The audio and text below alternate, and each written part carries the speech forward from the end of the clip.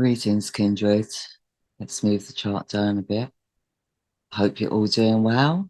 And here we are at the full moon lunar eclipse. It's like, wow, the energies are building already, aren't they? Can you feel them? Because I can. So let's just start with when the full moon reaches its peak, actually. So the full moon will reach its peak at 21:24 GMT London, at 16:24 EDT, and on the 29th of October at 7:24 AEDT. So the moon lunar eclipse will actually take place in Aries. Now the lunar eclipse itself starts around about 1935 and ends around about 22:26. So that's the complete duration of the eclipse. And apologies, in my last podcast, I do remember saying that the eclipse, I refer to the eclipse globally. I mean, it is energetically felt globally, but obviously there's only parts of the world that see eclipses or partial eclipses, full eclipse, it depends where you live.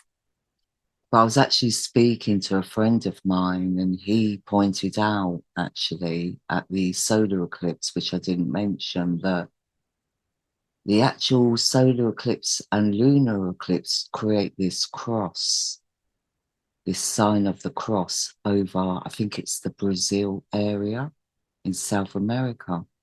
I found that really interesting, actually, because like there's a strong Aries energy with this particular eclipse, but there's also a strong Jupiterian energy, and Jupiter is really all about spirituality, philosophy, religion. Do you know what I mean? So I suppose if we're going down the lines of religion, like the cross is very much respected. But for others, they may see it as more like a sacrificial thing. Do you know what I mean? Rather than a savior thing. So I don't know, we'll just have to keep an eye out on that area where both these eclipses have created this sign of the cross over the Brazil area. So it'll be interesting to see what plays out there. So yeah, so overall, I've given you the eclipse times. It begins at 1935. UTC times this is, and ends at 22:26. So, you can convert the UTC time zone to your own time zone to know the exact time. So let's get to it. So the moon will be at 6 degrees in Aries. Yeah.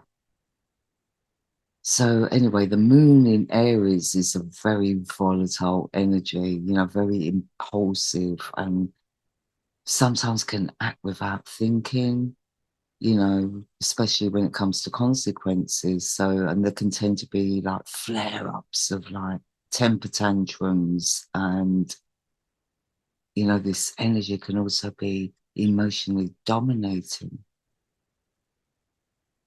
Also, it can be very sensitive as well, where we can take things a little bit too personally.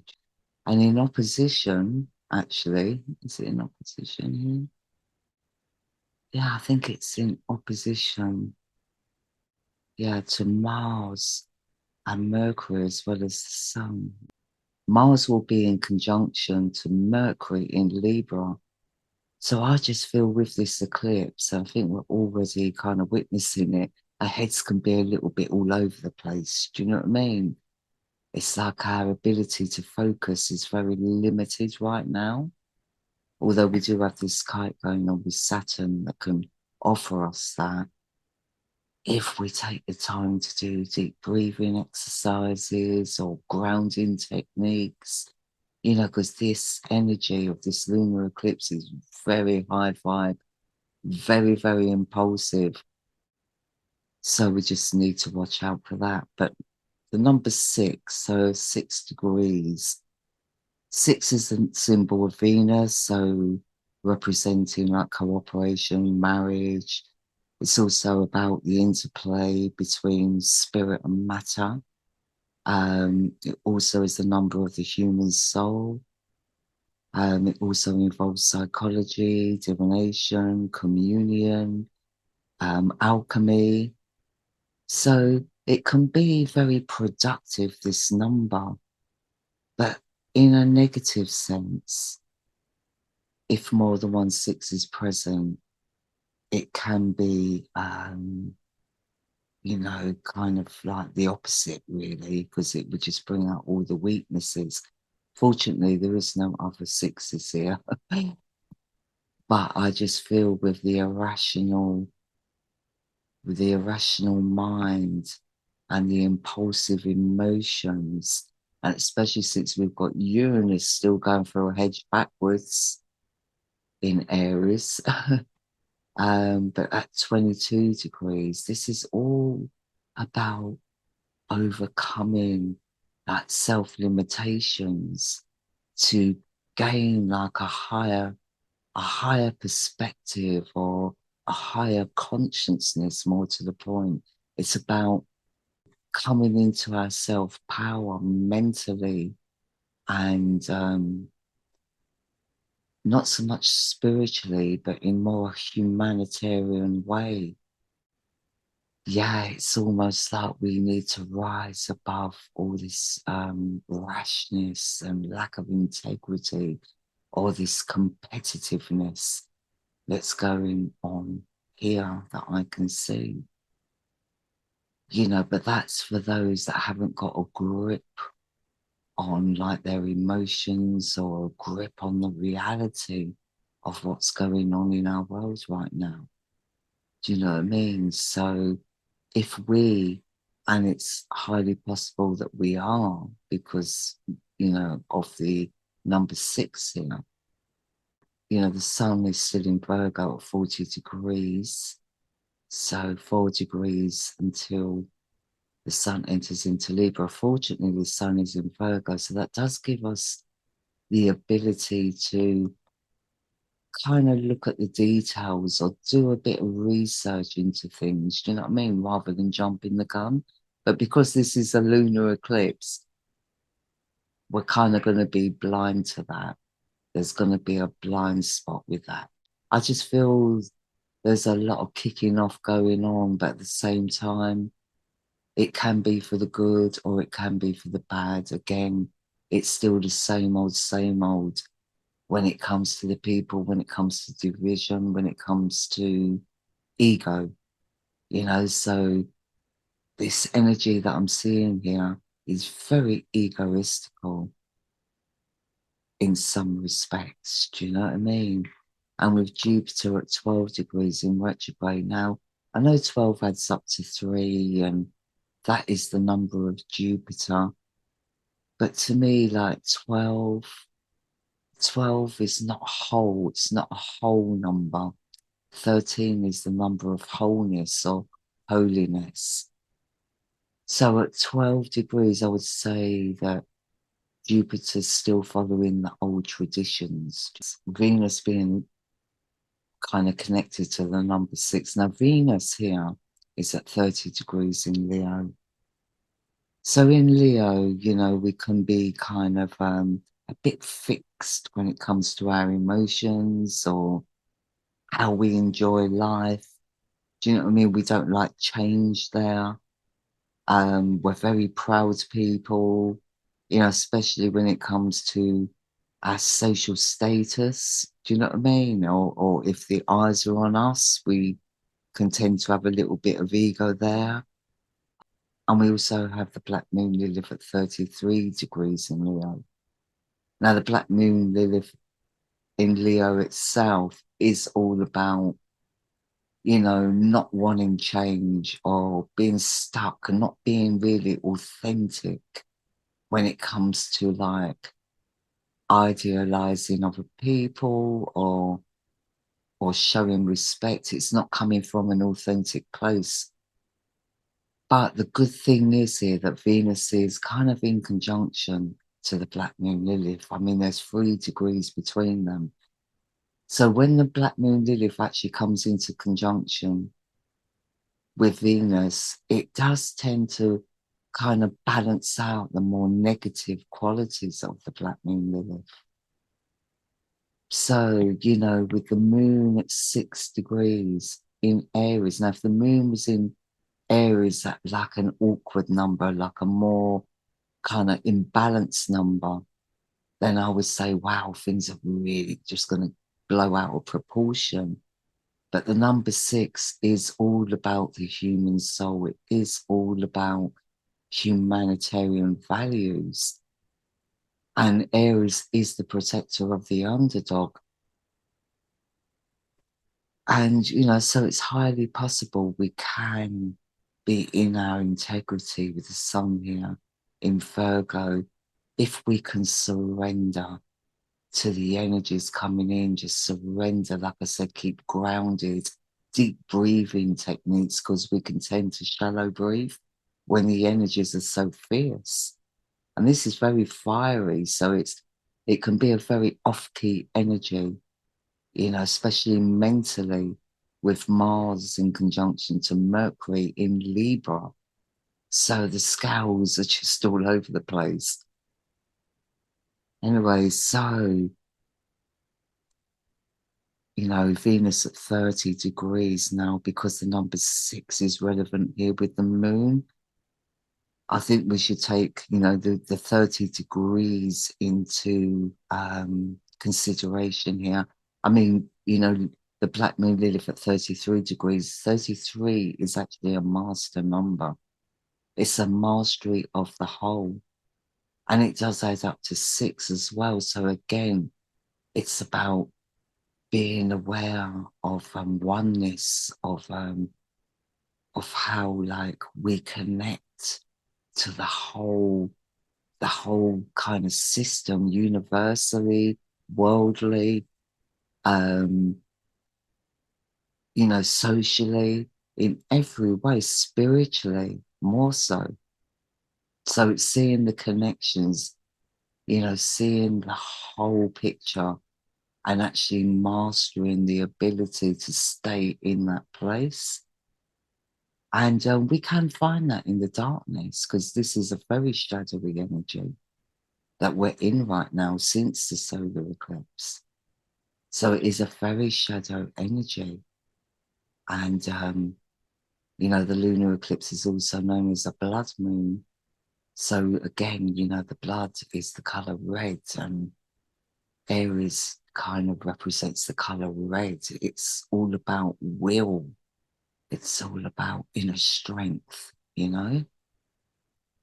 So again, you know, if we are kind of fighting battles for the benefit of the people, for the benefit of the good, then we're doing the right thing. But if we're doing it out of ego, because we want, you know, we want to be noticed, we want to be kind of favoritized, then we're doing it in the negative respect. Because remember, with every action that we take, with every thought that we think, we are creating karma. So it's got to be coming from a good place. All this fiery energy has got to be coming from a good place. And we can see in the state of our world and what's going on right now. Yeah, the world is very much out of balance, out of sync right now. You know, so the number 30, I mean, it's 3 and 0 if we're breaking it down. So the number 3 is more relevant here. You know, number 3 is actually the number of Jupiter, which is all about past, present, future, life, death, rebirth. It's also about expansion. So the energy is actually very expansive, and that's what we need to watch out for when it comes to things blowing out of proportion. So, you know, whatever can fire up, even though with the Aries energy, it normally dissipates very quickly.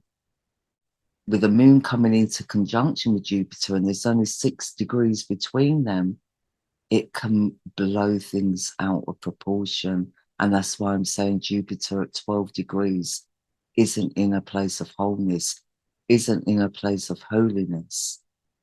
You know, it's still very much in traditional patriarchal systems. And 0 is the number of Pluto. It's all about eternity, divine conception, ideation. It's also about limitation and restriction, imperfection. So, well, you know, we just really need to be in a calm place this coming with lunar eclipse. We really need to sit in our shadow and, you know, reclaim our self-power. And the energy here is very kind of like helpful in that respect, as long as we're not acting too rash or impulsive or competitive. Venus is also in opposition to Neptune. So, you know, our emotions can be very much influenced by our unconscious mind.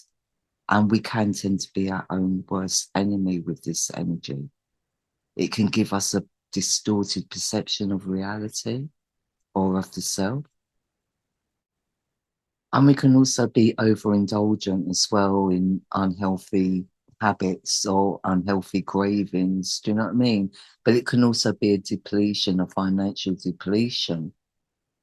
So, you know, there is a lot of struggle around finances and around the economy right now. You know, there's so many people that are still in that place of distortion when it comes to the reality of what's going on around us. So, you know, again, you know, a lot of people are coming a lot more aware, but there's still many out there that are not and need to really get in their self-power or in that place of, you know, having a realistic perception. Do you know what I mean? Because things are changing. Things will never be the same again.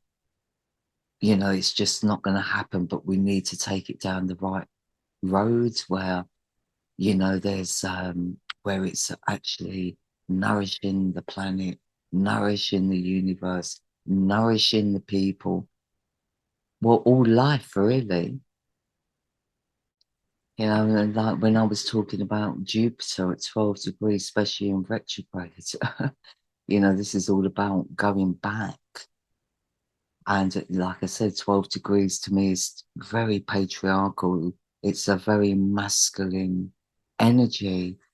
So this Moon Jupiter conjunction we've got here, I mean, remember 12 is two sixes make 12. So because there's a 6 here, this energy to me is a little bit corruptive or a little bit blind-sighted. It's expanding on that blind-sightedness. So even though there's all this concern around social welfare with Jupiter in conjunction to the moon, it also is like a self-indulgent energy. It can also create that Messiah complex as well. And that's why I'm saying if we are fighting for a cause or protecting others, we've got to be doing that from an authentic place. It can't be for like attention. It can't be from ego. And, you know, it's possible that we can be in the right place, be in that authenticity if we are out there standing our ground or standing up against anything that's on an unhumanitarian level. And especially with this Venus Black Moon Lilith conjunction, you know, it can kind of balance out the darkness a bit. So, you know, I really don't feel this is the time, though, to kind of be getting involved in heaviness or, you know, being around a lot of people when the energies are just so all over the place, you know, because it can be very triggering. This lunar eclipse is a very triggering energy. So we just really need to watch out for that. I think the moon is actually in opposition to Mars, but just it's coming into conjunction with Mars actually. So within the few hours while the eclipse is going on, the moon will come into opposition with Mars and Mercury. So, you know, again, that's very volatile and creates temper tantrums, and it can be very petty actually. But it can also, like, again, create irrationality or problems with finances or the economy, or there can be, you know, situations can arise around, you know, drug or alcohol problems. And, or, you know, there could be, you know, issues coming to the surface about misuse of people's resources, especially financial resources. Do you know what I mean? So, yeah, I just feel that, yeah, people are kind of on the right track, but there's a little bit more tweaking that needs to go on here. And that's what I just feel from this chart wheel. And we do actually have two kites as well. I mean, we've got one kite that's been ongoing for a little while.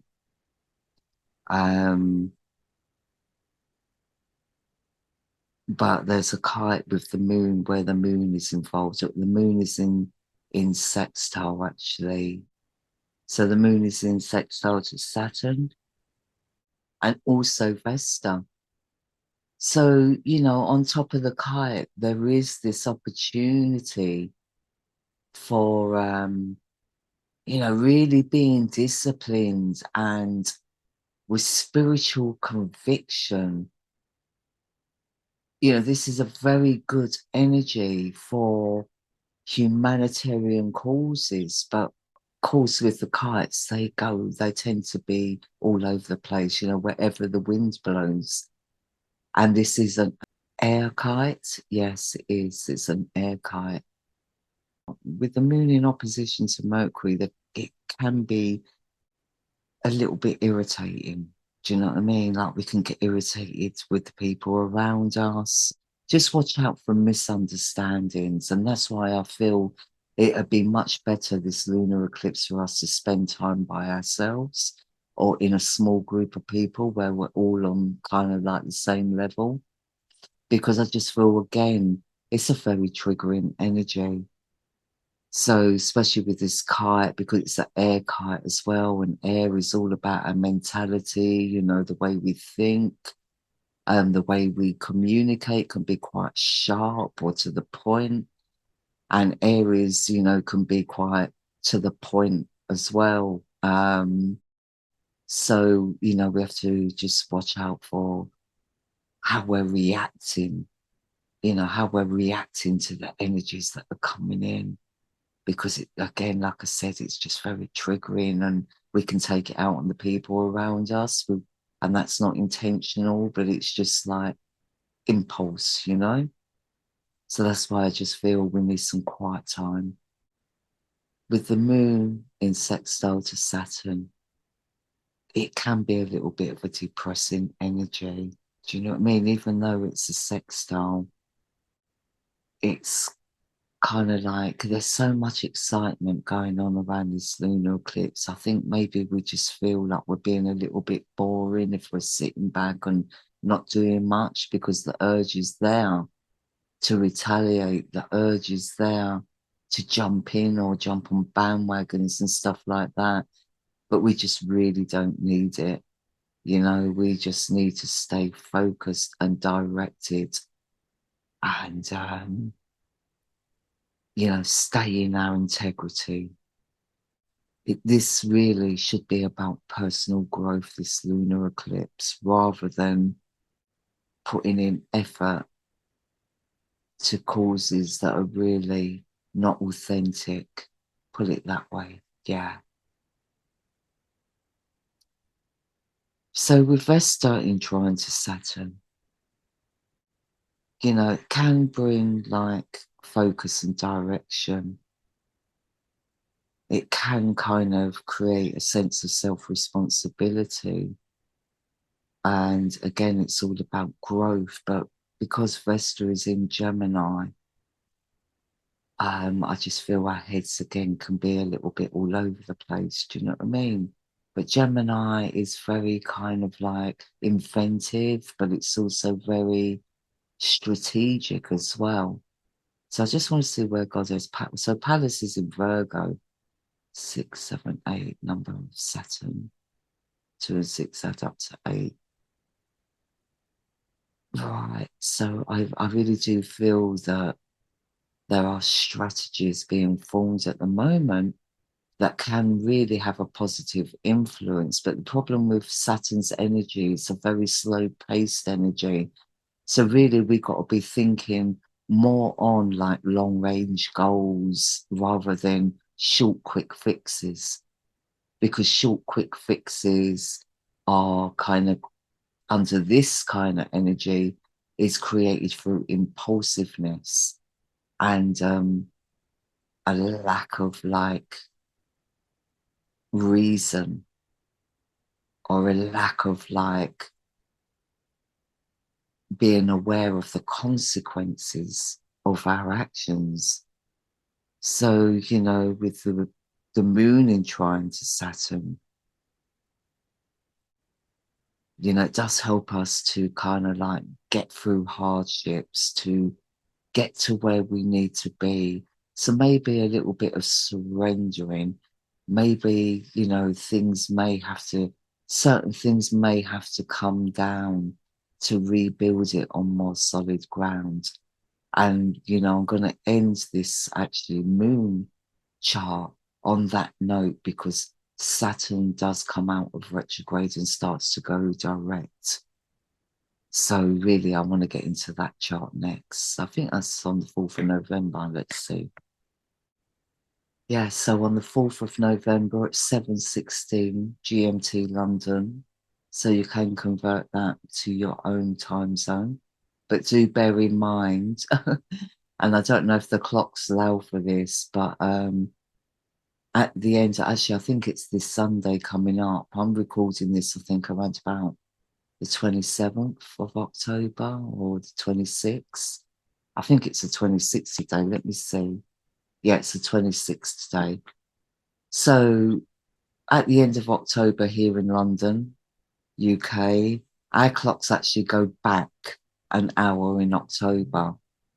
So, you know, I think check on the 1st of November and you can get your time zone from the GMT, 7:16 GMT, converted to your time zone. But don't do it until the 1st of November, because I think even our world clocks get a bit confused. Do you know what I mean? In my experience, and I've been doing this for 10 years. So sometimes, you know, the world clock seems to be out of sync with all this like time change. I just wish they'd leave it at one place, you know, personally.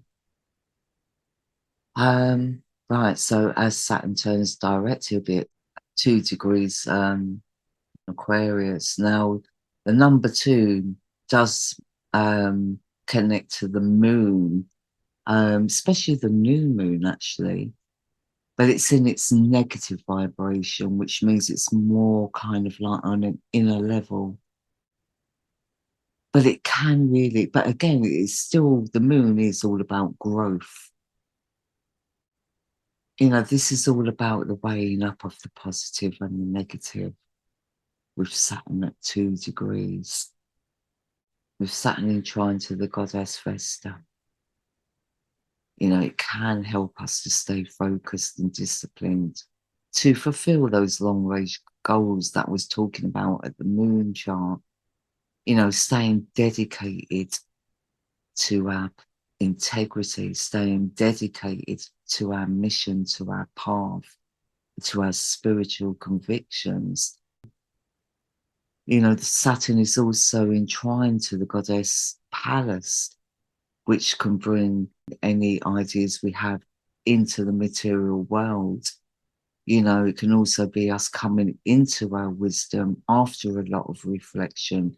And since Saturn's just coming out of retrograde, I mean, when Saturn is in retrograde, he's reflecting on past successes and what worked and what didn't work. So obviously we are coming out with this Saturn retrograde with a lot of wisdom, but we need to take it, you know, one step at a time. And there will be a need for us to build like a solid foundation, really, so new structures can be formed. Because, like I said, changes are here, whether we like it or not. But the new foundations must be built on solid ground. But Saturn is going to be in quincunx aspect here to the moon, who's in Cancer. So the moon in Cancer, I mean, moon is ruler of Cancer, but it's a very sensitive energy, but also one of wisdom. And the moon will be at 1 degree, so it's all about, again, the self. So in quincunx to Saturn in Aquarius, I would say that we've got to follow our own path and not follow other people. So I feel that is something really that is coming to the surface with many, like, hold on a minute, I am kind of not feeling it. I'm not feeling this path that I've been walking. I'm just not feeling it anymore. I'm feeling drawn to go elsewhere. And if you're getting that feeling, I would follow that guidance, because that is all about your inner guidance leading you down the road that you need to be on.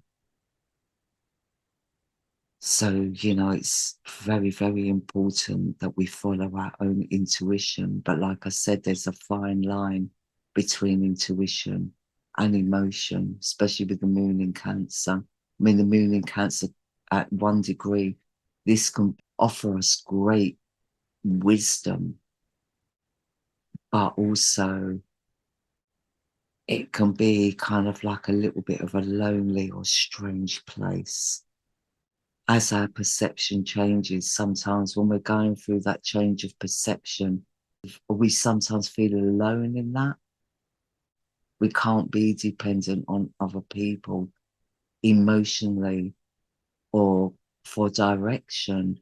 We need to really sit in our own space and follow our own inner guidance, our own inner compass. And this energy, very much in conflict with Saturn in Aquarius at 2 degrees. So, you know, if we're staying dedicated to a mission that we're not really feeling anymore, then we need to allow for space. You know, it may be that we need to change direction.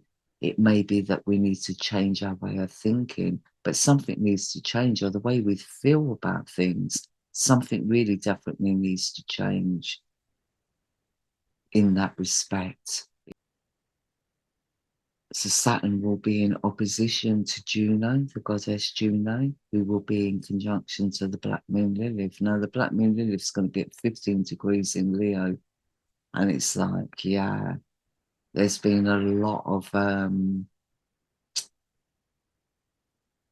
dominating forces that have not really been working in the light or for the good. And, you know, there's going to be repercussions to that energy. So, you know, for those that have been using their energy wrongly, you know, like corruptively, there is going to be a comeback on that. And this lunar eclipse will bring that to the surface in an individual way. So staying committed to things that are just not, you know, that things that are stagnant, that are not working. You know, Juno also represents traditional values as well. And she's very committed and devoted, even when she knows it's not right. Do you know what I mean? So we have to be aware that we're not staying in in situations or things that are not really for the highest and best. Now, the last thing I want to talk about here really is the Ceres-Mars conjunction. I mean, there is Mercury there as well. I mean, Mercury conjunct Ceres is very kind of logical energy, but also very instinctive. So, knows how to use the right words at the right time. Very good with the talking. Do you know what I mean? But with Mars in conjunct to Ceres, it's all about the fact that actions actually speak louder than words. Because this can be a Mars conjunct Ceres can be a very cunning energy and very manipulative, for good or ill, but at 12 degrees again, we spoke about the number 12 at the lunar eclipse chart. It's not the number of wholeness or holiness. It represents the patriarchal system. So, this Mars energy here is very positive to me, especially at 7 degrees and in trine to Neptune, in trine to the moon. So I really feel that we've got to be on that level where, or in that frame of mind, where we don't just listen. Actions speak louder than words. And I'm going to leave it there, kindred. Peace and much love. Take care.